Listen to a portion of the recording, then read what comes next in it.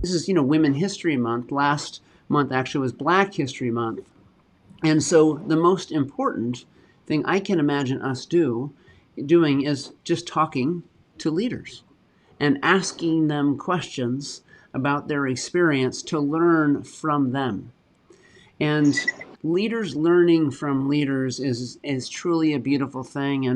And I'm thrilled that today we just have these really impressive leaders with us. And we have many members that could have definitely qualified as being women and of course in leadership positions with these vast responsibilities.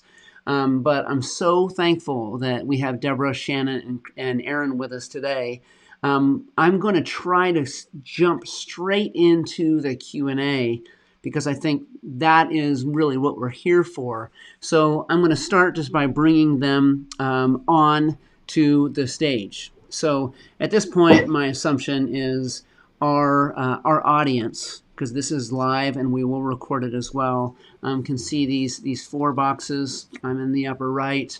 You see Shannon, Deborah, and Aaron there. I decided not to read their bios. I have them printed here in front of me, but I thought, number one, that would take too long, and number two, the goal is not to hear my high-pitched nasally voice. It's to shift to our impressive guests because they have great stories and perspectives to share with us. And I was actually thrilled to know that despite different meetings and events that we have, many of them, all of them online these days, Shannon, Deborah, and Aaron, this is really the first time they've met.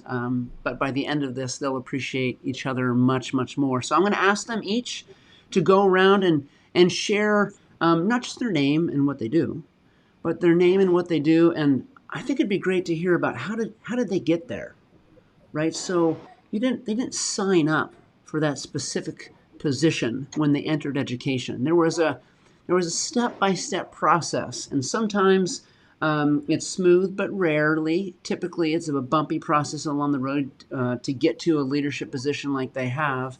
So maybe just share your career trajectory as well. So who you are, where you work, and then share how did you get there. So let's start with Shannon. Shannon, talk to us. Welcome. Thank you. Thanks for having me. It's been a pleasure to be part of the Leading Edge Solutions. So this is a great honor to grace the stage or the screen with my fellow women colleagues today. My name is Shannon Cox. I am the superintendent at Montgomery County Educational Service Center here in Dayton, Ohio. And my career progression or trajectory is pretty typical when it comes to just educational ladder. But the entrance into education is a little atypical. I actually wanted to be the first female fighter pilot for the United States Air Force. That clearly did not work out for me. And finding myself doing a little soul searching and trying to really pull some layers back and understanding what I wanted to be when I grow up, I found myself in education.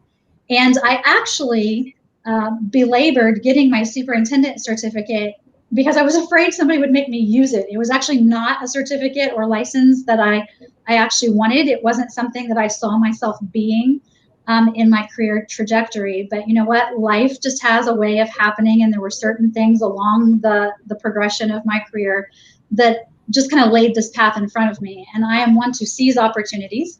So while I wasn't the first female fighter pilot, I am the first female superintendent for Montgomery County Educational Service Center, and it's 106 years old. So it's not quite the same glass ceiling that I had thought I would bust through with an F-16, but it is a glass ceiling nonetheless. That is awesome. I have to ask, do you ever, maybe over the past year, do you ever look back and think, well, darn it, I should have been a pilot? Yeah, especially over the last year. I've done nothing over the last year that they taught me in superintendent school. So a lot of what if or what could have happened. But I actually am a firm believer that you're born to lead. And I think I was born to lead at this time. So I don't second guess for very long. That's great. Have you ever piloted a plane, Shannon? So not solo, but I have taken some flight lessons and thought maybe someday I'll actually get that on my resume as well, but not yet. That's great. Awesome. How about you, Deborah? Well, hello, Jeff and Shannon and Aaron. Thank you for allowing me to join with these outstanding women. So my name is Deborah Murdoch, and I'm the Chief Operations Officer for the Cherokee County School District in Georgia. It's been my honor to serve the district I grew up in. So like Shannon, my career ladder has been somewhat typical. I was a teacher in the district after graduating and then proceeded as an assistant principal. I will tell you that Shannon and I have a shared secret. She didn't even know, and I didn't know either until she mentioned her desire to be a fighter pilot. But while I was principal of the year for the state of Georgia 1 year, and I was able to fly with the Thunderbirds as a guest pilot. So, Wow. Very cool. Awesome. men in my life find that the most exciting thing. So I have been the great fortunate member of this team that our superintendent has built to really thrive in my own home environment, and have just grown up here and loved it, raised my own children here, and feel very honored and blessed to serve this great community. So, yeah, I've never had the opportunity to do anything like that, Deborah. Potentially it's because I've never won an award like that. So that's awesome. Yeah. How about you, Aaron? Introduce yourself and let's hear about your path. Well, my name is Erin Prince, and again, it's a privilege to join you. I wish we were in person, and welcome to everybody that has tuned into this roundtable today. I came from a family of educators, and I think I was, trying to look at every different direction away from education that I possibly could, and definitely was drawn and called to education. So I'm one of those that was just definitely called and a passion, and I could not ignore it. So I leaned into it, was teaching, and then followed really my heart in, like Shannon said, just kind of that pull to lead and to be able to help support others. And I initially wanted to really help support teachers at the university level. So stepped into that space to get a doctorate and landed in leadership in school districts and loved it. And so kind of went the route of principal. And I found myself every stage kind of going, oh, I can't even see myself, loved every stage, can't see myself going anywhere different, right? Until always somebody nudging and helping mentor and helping say, you should, or have you thought about, and kicking and screaming in some cases, especially to the superintendency. I was bound and determined to never, ever be a superintendent. And here I sit. So I think that along the way, that path kind of grows and changes and shifts on you, and you really look to others, to help support that. So as far as planes go, which is an interesting topic, Shannon, thanks for bringing that up. My very first experience in a plane was a private plane. And it was a high school friend of my brother's who was training to get his commercial pilot's license, and he needed some people in the plane to practice. And so unbeknownst to my mother, who joined us, and all of her kids and mom left dad on the ground, and he was furious later. She didn't know he was going to do all the tactics. So we get up in this private plane and we're doing the stall and dive, and we're doing kind of the spinning on and then I was just holding it together just enough that we're just landing. And of course, I didn't know that part of it was the land and up again. So I was just like, I cannot do this. That was my first experience in a plane. And so I had have no desire to pilot a plane whatsoever. You were the guinea pig, and the I entire family is the guinea pig. That's a risky move. Oh my gosh. So getting on my first commercial airline is like, this is a piece of cake. What are you talking about? So, I, in preparation for this month, but also this conversation, I've had the opportunity to do some reading, and I've looked up many statistics, and as you know, many stats, they conflict, right? And of course, it depends upon when you read it, right? So articles that were published in the early 2000s compared to, say, 2015 to most recently, they're all different, but the one thing that is consistent is that women are dramatically underrepresented in your jobs, right? So, and they are. If you start look at from the principal is one thing. That gap is closing pretty quickly. But then as soon as you get beyond that, the gap is closing a little bit, but not quickly, right? So, over 70% of the workforce in education are women, right? But when you get to your levels, right, it's depending upon the stat you're looking at, but at best, it's like 26% at best. So that is a significant problem, and obviously something we need to be more intentional about. So I guess, I'm curious about your motivation to become a leader, and a couple of you mentioned that you didn't see yourself in the seat you're in, which, by the way, many of us would acknowledge or understand.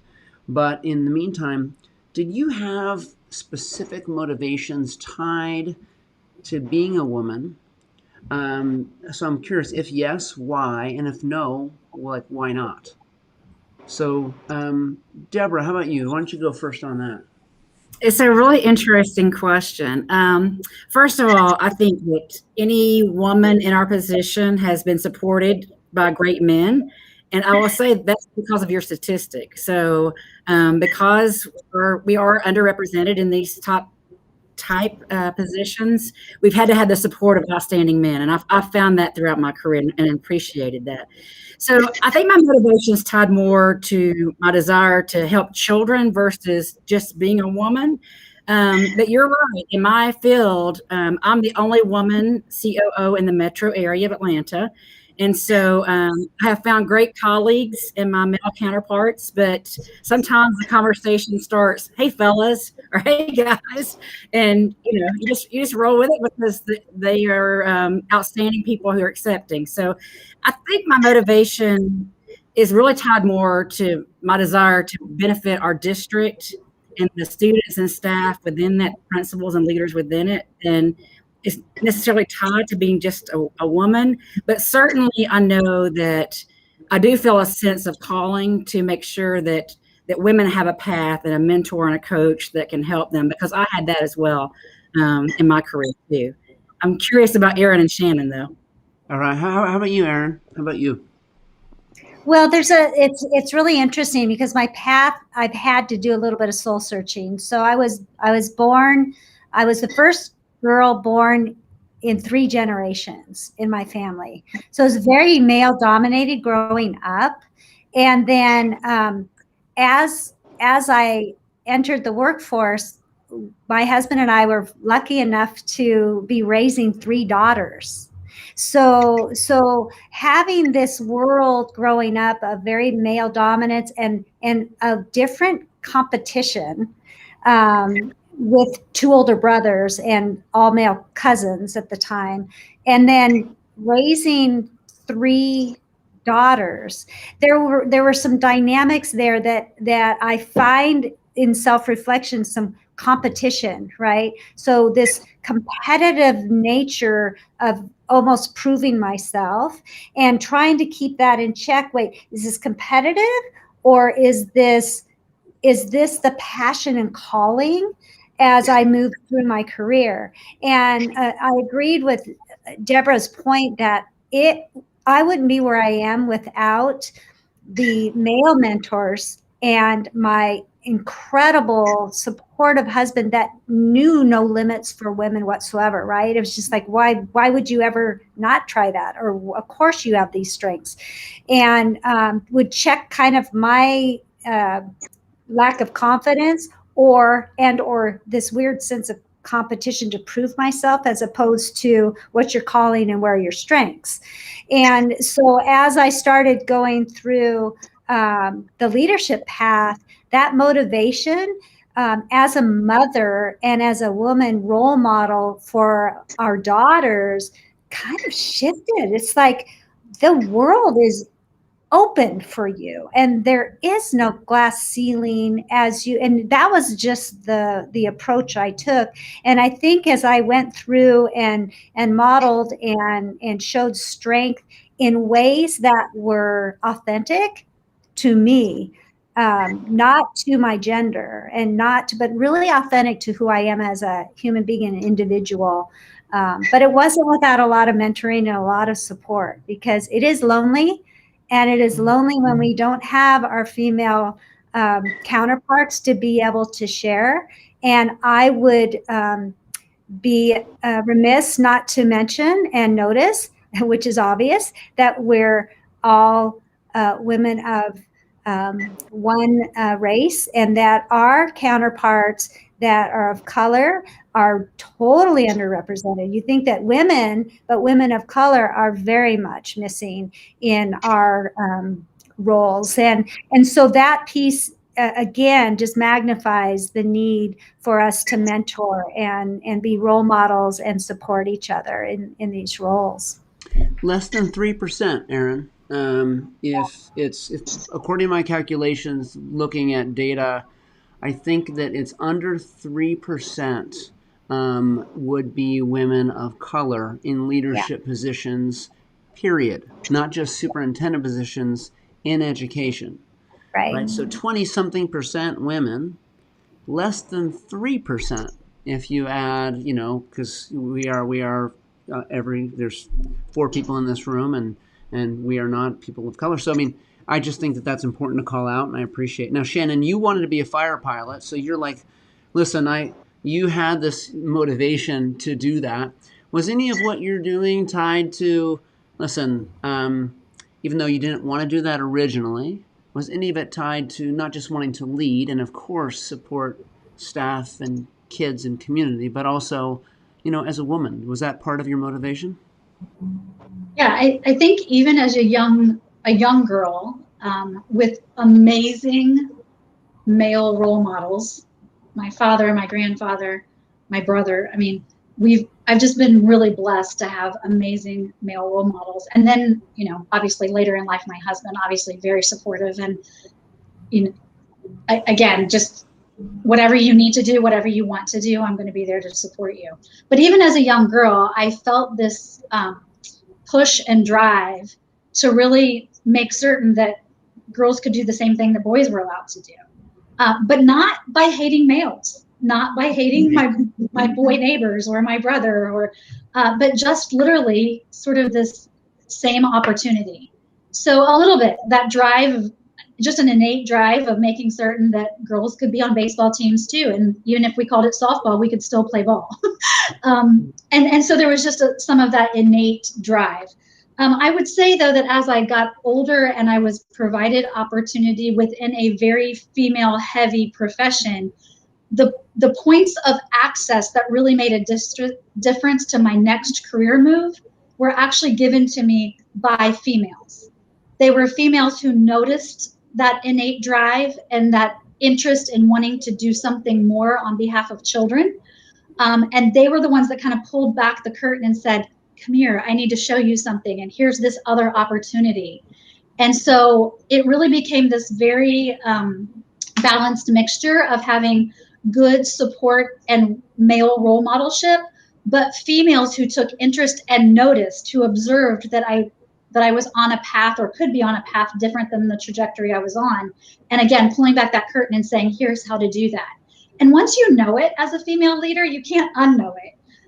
So I think there is a driven responsibility also for those of us on this screen to make certain that we are then doing the same thing to other females, and specifically females of color. We actually have a boardroom here at the ESC that has all of the past superintendents for 106 years, past superintendents on the wall, and they're all very sepia toned, sort of older fashioned looking photography that depict the male leaders. And so when they said, hey, Shannon, it's time to do your portrait, how do you want to do this? I said, the only thing that would make this position better right now is if I was a female of color. And so let's put that portrait in color. And it's just to pay a little bit of homage to say that there is going to be a female leader of color, black, brown skin, doesn't matter, on the wall right after me. And it's the best way that I can just say, here's what's yet to come. Yeah, that's great. You'll have to send us a picture of that. Take a picture and send that to us. That's awesome. Yeah. So then, what surprises have you faced along the way? Because I assume as you kind of now lean into this concept of I want to lead, which is a significant decision anyway, as you all know. But also along the way, I'm sure you were surprised by something related to the fact that you are a woman, versus a man. So, what have some of those surprises been, or kind of aha moments? And any order. I'm not going to call on you on this one. So somebody jump in. I started talking about leading authentically, and I do remember one of my mentors, and it was a male mentor, was convinced that he was going to help prepare me to have the option to be a superintendent if I so chose. And I said, I don't ever want that. So you can prepare all you want, but that's not on my journey trajectory. He said, well, we'll see. And, his faith in me was much more beyond where I really was thinking of going. But when the opportunity came and I started questioning myself, part of my aha was I felt like to be in the seat that I'm in, and I'm on year 7 in the superintendency. I felt like as a woman, and I'm fairly small in stature, and I have a soft-spoken voice. I thought the women leaders that I had been exposed to, some of them, it was not a good experience. There was some power pieces there, some status pieces, some ways of presenting themselves that were not authentic to where my heart of leading was. And so I had to do a lot of soul searching, and I sought out, okay, who are the respected women leaders that I would want to model after? And I spent time with them. And I went into districts and I spent time and watched and observed and just listened. And it was so helpful because I came away with that feeling that I can stay true to myself as leader, as true to my authentic self. I don't have to lead or change how I present myself.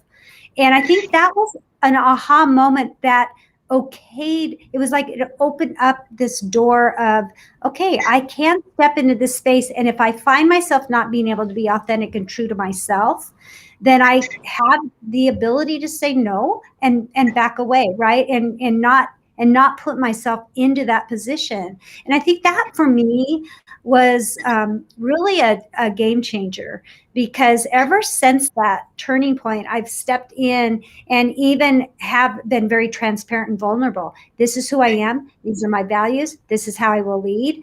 And the power structure kind of gets swept in a different, dimension when you're leaning in with your authentic self, and it's not about power or status or hierarchy or some of those things. It just changes the whole role of what leader actually means. And so that was a big aha for me, and a change for how I leaned in. Yeah. Jeff, I will echo something that Shannon said about this importance that we take on the role of mentor or coach. And so that has been something that has been very important in our district. We're a little bit more represented in our women category than the typical there. And I think that's thanks to our superintendent, who believes in empowering women leaders. But for those of us who have that opportunity, it's very incumbent upon us to lead that next generation and to encourage and to show them where those hidden niches are, so that we can coach and mentor and guide and lead in a way that gives others the opportunities that we've had, whether those have been presented by a man or a woman. And so that's something that, as an aha, sometimes you're getting the job of working. I like to work.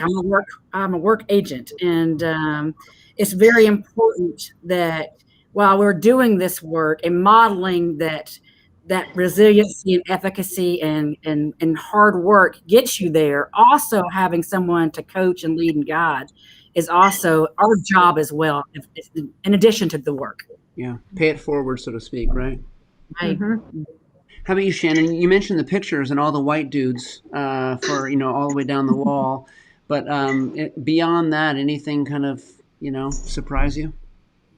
I think I was most surprised by some of the stereotypical assumptions about women leaders and the mental maps that some male and female leaders still hold about female leadership, that we're soft, or that we make decisions on a very emotional basis, or I could go on for hours. That in 2019, 2018, 2021, even my first principalship, which has been decades ago, so we won't actually mention that. But even in that level of leadership, that there were so many mental maps and stereotypes about women leaders that still exist in the 20th century. And so, let alone the 21st century. So it just really was amazing to me that I had to get to a point where I thought, I can't change this from the outside. You have to change it from the inside. You just can't tell people that it's different. You have to show people that it's different, and you have to have relationships with them. And I think Erin's authentic leadership, conversation is exactly the phrase that a lot of us use, but what that really means is we have to lead by example.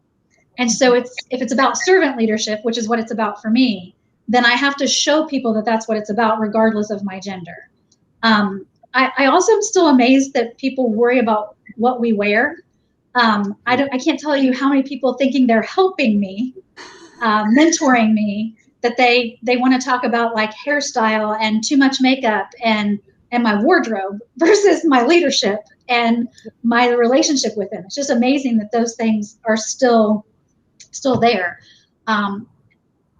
And so we've got some work still to do in that regard, but it still just amazes me every time I stumble upon it that there are those mental maps and stereotypes that still exist. So let's explore the why behind this, though. I mean, if you were to go back and read some of the whys, would say, well, there's fewer women in leadership preparation programs, or there's fewer women that have, quote, budget experience. There's all these, but then if you just can keep asking why, but why? In my mind, I'm thinking it's 2021 and we're talking about education. Why is it that we still are so far behind in terms of having adequate representation? Because over 70% in the field are women. I mean, so I don't know, what would some of our assumptions be about why that is still the case? I'll tell you this. Let me come clean. As a superintendent, I looked around and I don't think I thought about it. Right? I mean, I'm a white male, probably fairly comfortable in that environment because I am represented. I don't think I was very intentional about noticing, oh my goodness. Now, of course, I had female colleagues, but I don't think that I had a sense of urgency around that being a problem. I just think that maybe I would have noticed it if someone would have asked me, but it didn't kind of slap me in the face, right? Because it just didn't. So from your perspective, who so much richer than mine, why? So I'll jump in real quick. I think there's still a social construct that we sometimes choose to ignore, that females are still predominantly the main caregiver of the family unit, regardless of generation, right? And I know there's a lot of dads out there that have become amazing caregivers, and so I don't want to perpetuate the stereotype, but I think the social construct, even if we look at what the pandemic has done, many people are calling it a she-cession, because the folks that have had to quit their jobs or have been dramatically impacted are females who had to care for students and work at the same time. They couldn't do both. And so traditionally, we have heard that education is a great job for moms, right? Because we're still at an agrarian calendar that match our kids' school schedule, that, and we could go on and on and on. So even as a female, I think we've helped perpetuate some of those mental maps and stereotypes that lead to a self-efficacy that we can be teachers, but the men are the leaders or the administrators or superintendents. And so I'm not saying it's right. I just think that there's still that social construct that we really can't ignore. And so as a leader, and a leader even during the pandemic, I've been very aware and tried to be very intentional about the decisions we make about people working from home or how we do work remotely to help families be able to not be impacted from a female perspective versus a male perspective. Mm-hmm. Jeff, I'll just say to validate Shannon's point there, one of the things that we've done that we're really proud of is start a coaching endorsement for our leaders. And part of that's been very specific is gender coaching and diversity coaching. And one of the articles we brought forward to our group of candidates was about gender and the workplace and coaching women. And so the article really represented that men hire men and women hire men. And if you look at two equal resumes, just changing the name on the female's resume to a man, 60% of the time made them more likely to be offered a job. Same resume, it was a woman's resume, they just changed it to a man. So as women, we have to do just what Shannon's saying and what you have said and really take notice of what's going on around us. But I do think that there are some biases and some stereotypes that still exist in leadership.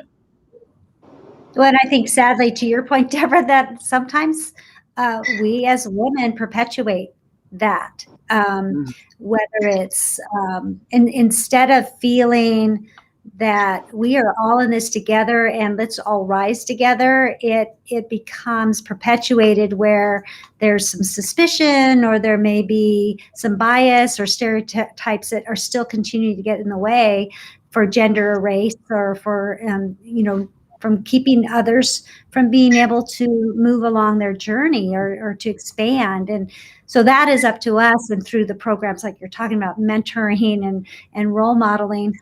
My brother, who is in the medical field, and I were having a conversation yesterday, and he was telling me of the experience of a good friend of his who was going into a residency interview, and she was done with her interview really, really fast. And so he said, "Oh, are you waiting for your interview?" And she goes, "Well, no, it's over." And he goes, "Well, what do you mean?" And she said, "Well, I went into the interview and this older male physician basically took one look at me and said, 'What's a sweet girl like you interviewing for a surgical residency?' And that was the end of the interview right there. And so it is perpetuated in other fields as well as in education. And so I think that for us, it is opening those doors and mentoring and showing the way, right? And making it so that we're waking up intentional. So Jeff, you're waking up every morning and being really intentional about, listening to understand and looking at ways that full inclusivity and empowering, women and underrepresented leaders in our field just will only make us better. What's crazy though, I'm a biased educator, and I would assume that we would be more progressive than other fields. I mean, really, would think. This is education, right? I Which know. is about people bettering the lives of other people. So therefore, I think that I place on it an expectation that may be higher than another field. Now, of course, because I'm biased, but isn't it insane that we're still here despite it being education? I don't know, and maybe I just need to take a breath. We have to ask the right questions. As we're going into classrooms, I enter into our manufacturing lab, which is just phenomenal space. And the first thing that I do is I ask the teacher, "How's our gender ratio?" Every time I go in, he goes, "I know, Erin, I know. What are we doing about it?" How are we flipping, right? And so it's just asking the question so it's on everybody's mind so that we're thinking about how do we flip this? How do we make it so that our young girls and our young girls of color, they see themselves different in this world, that it does not have to be stereotypical or just following in the footsteps of how it's always been. Yeah, yeah. There was one place that I saw it was almost now close neck and neck, and in terms of women rising up into leadership positions in education, and it is the women that are internal candidates for a superintendency have just as much of a chance, if not maybe even a tiny bit more, than men who are internal candidates. I thought that was really interesting. And of course, I read into it. I thought, well, that's because maybe some of those stereotypes of what we envision a leader has been broken down already, because we already know that person and she's amazing, right? She needs to be in that seat. That was my, of course, just assumption. But I thought that was an interesting stat. Mm-hmm.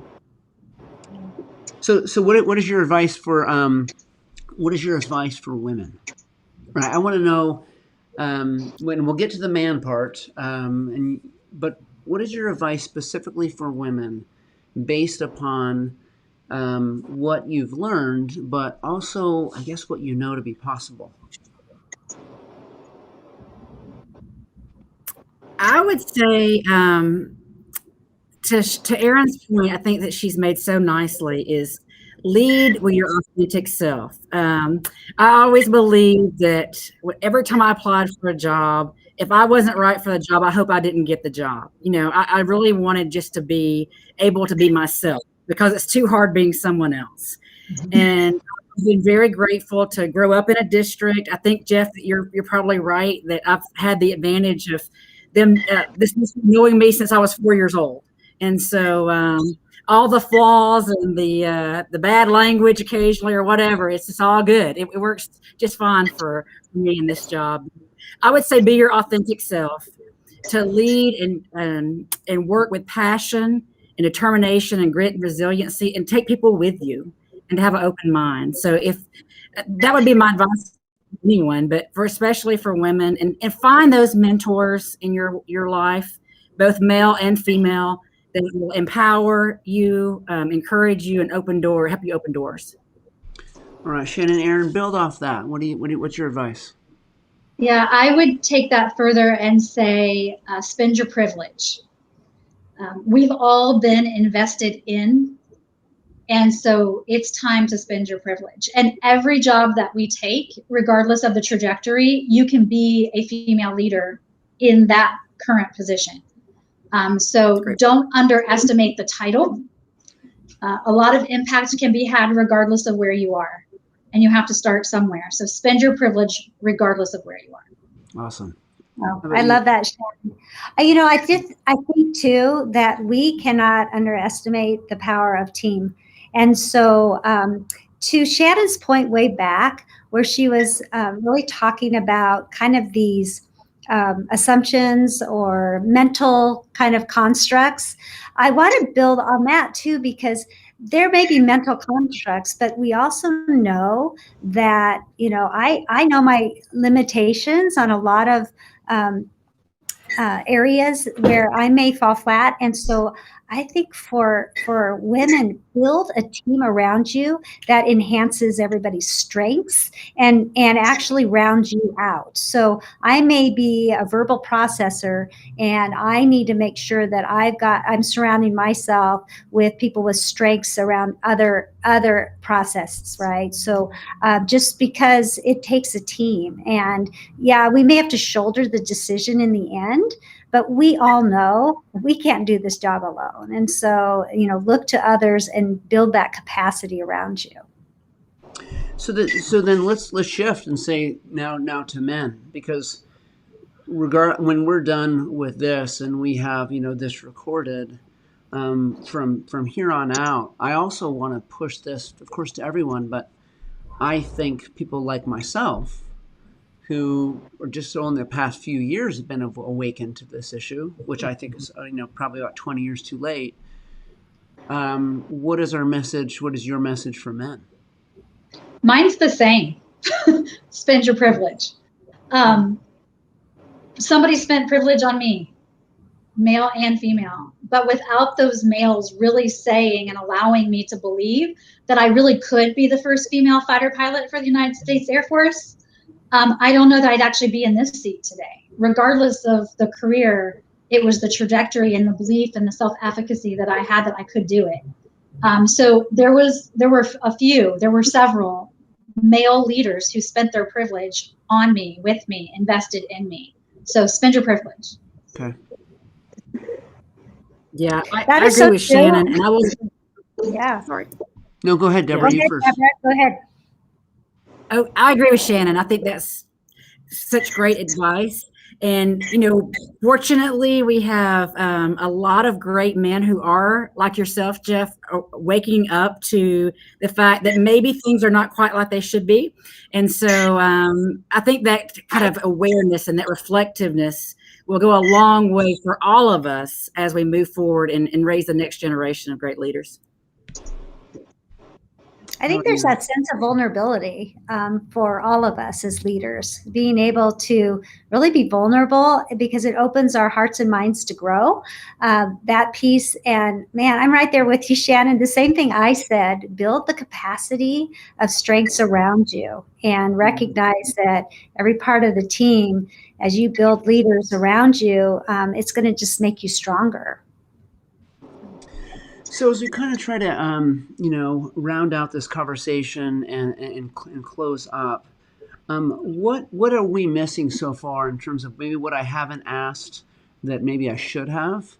Are there any very kind of specific words of wisdom or enthusiasm or concern that you think would be really important for people to hear on this particular topic? We're here to kind of learn from this discussion. So what did I not ask that I should have? One of the things that Erin struck me with is this idea of isolation or loneliness at this top level, because the higher up you ascend in any organization, the more isolation you may feel. So I think it's important for us to build those networks of colleagues, of other women, and so that we can help guide and cohort and lead collegially. So I think that's a really important piece that maybe we overlook sometimes, that we can do this. We ascend to a certain level. There's a superintendentship or a cabinet level position, and we don't need other women. But I think that's the wrong approach. I think we should look for colleagues and cohorts so that we can do it together, that teamwork approach. Yeah, awesome. That idea, Deborah, that to the kind of the stereotype that you have to be a superwoman, or the idea, and sometimes that's easy to fall into if you have families, or being the with elderly parents, or for whatever reason. Sometimes we have to catch ourselves to not fall into that trap of superwoman, and we have to make sure that we are leaning on the others and self-care. That's like usually the last thing sometimes that I remember is, we have to take care of ourselves first, be able to lead others. And so I think not falling into that trap too of talking about, trying to do absolutely everything perfect. Sometimes good is good enough, and give ourselves some grace. So Erin, before we go to Shannon, on that point, are you saying that as a female specifically, rather than trying to prove yourself because you are a woman leader and just going over the top and over the edge at a pace that none of us can really sustain, that just women specifically need to remind themselves that I am just a person too, in terms of the self-care and balance component? Is that what you mean, because you are a woman? Absolutely. That's one dimension for sure. And then going home and trying to relinquish some of these other stereotypes of you got to hold the family together and the household and all of those other things too. And so trying to make sure you're navigating these waters that are still, still fairly new for many of us, and recognizing we can't do it all. And nor should we do it all, right? And so trying to make sure that we're working through some of that and showing grace to ourselves and leaning on our friends and families to be part of the solution there. Fantastic. How about you, Shannon? I would just say I'm going to take Erin's thought and just move it maybe one step down the line. I think we have to also not just assign beliefs to others. So I was coming home, I was a building principal, I was coming home and feeling exactly what Erin just spoke about. Like, oh my gosh, I just did all of this during the day. My dad was a principal, so I was like carrying out what my dad did, but then I was coming home and cooking dinner and getting kids to practice. So I was also doing what my mom did, and I was mad at my husband for it. He didn't ask me to do that. Like, I was assigning belief systems to him that had nothing to do. They were my beliefs. It was my issue. So I had to come to terms with what can I do and still sleep at night and think, hey, that was a good day today, and not necessarily get caught up in the perfectionism or the working mom who wears a cape or, all of those sort of other mental models that I had assigned to myself. So I also want to be very clear. I think we do a lot of harm to ourselves as female leaders by assigning thoughts and feelings to others that they do not think or feel. Right. And so really come to terms with those social emotional concepts. So self-care is really just a good form and healthy habits of self-management, self-regulation. And that it takes the self-care, because sometimes when we say self-care, people think it means we need a mani or a pedi. As a female leader, and that's not what we're saying. We're saying self-regulate, self-manage, and come to those really good relationships with people and make certain you're making good decisions about yourself. So all those social emotional components and competencies all rolled up into one are good self-care, but don't assign feelings to other people. It's a bad game. That is a great point, Shannon. Thank you. No, wait a minute. I have learned definitely a lot in this conversation and on this topic, but I can't believe that I'm not allowed to assign, emotions on other people. This is really like messing me up. That's a shame. And I'm really good at it. If you need a coach, I'm really good at it. I think we all are really good at it. So Shannon, Deborah, and Erin, this is what I was hoping for by inviting you to talk with us. Not just for the people that are hearing this live, but and beyond. I think that by just hearing and listening to your perspectives based upon what you've accomplished and what you're going to accomplish in the future, these are just things that we should all take heed in. And I just think that leader to leader passing of knowledge and perspective is extremely powerful. So for you, it might have been a matter of, just being involved in this, hopefully engaging conversation, but know that you're serving a lot of other people just by hearing the perspectives of, such successful and insightful people as yourself. So I'm really thankful for you. Thank you very much. Thank you. Thank you. Yeah, so let me just close this up and then we'll all hang on and I'll be right back with you. So, ladies and gentlemen, leaders of Leading Ed, I want to say thank you for engaging with us now, but also maybe even more importantly, that you watch this either at another time or again, or show this to other people that you lead, because if you can't articulate what we just heard, then we should lean on those that can. And clearly the leaders we just talked to did an incredible job, and I'm very appreciative of them. Members, leaders, be well.